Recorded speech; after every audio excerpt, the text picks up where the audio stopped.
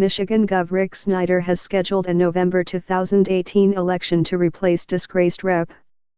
John Conyers, D. Michigan, a decision that will leave much of Detroit without representation in Congress for nearly a year. Having ample time for candidates to make a decision about running for office and file their paperwork gives people more options as to who will next represent them in Congress, Snyder, a Republican, said in a statement.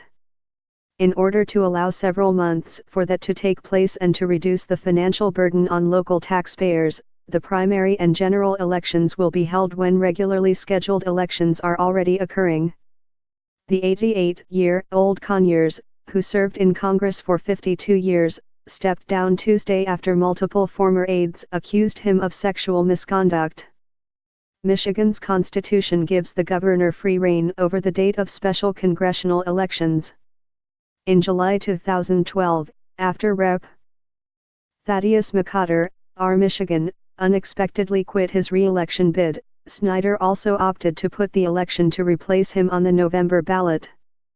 In 2018, as in 2012, the winner of the November election will be seated for the final weeks of the current Congress. The same day, an election will be held for a full term.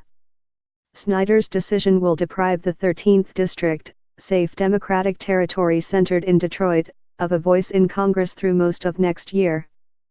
That absence, coupled with the absence of former Rep.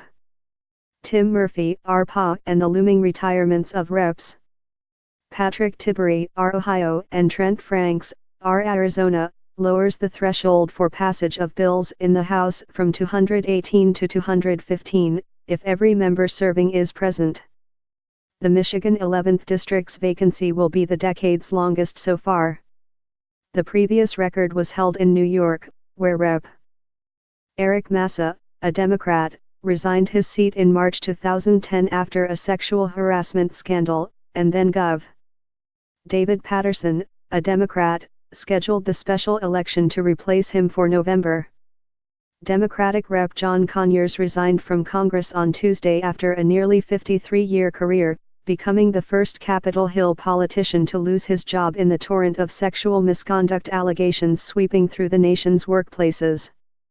The 88-year-old civil rights leader and longest-serving Democratic Rep. John Conyers resigned from Congress on Tuesday after a nearly 53-year career, becoming the first Capitol Hill politician to lose his job in the torrent of sexual misconduct allegations sweeping through the nation's workplaces. The 88-year-old civil rights leader and longest-serving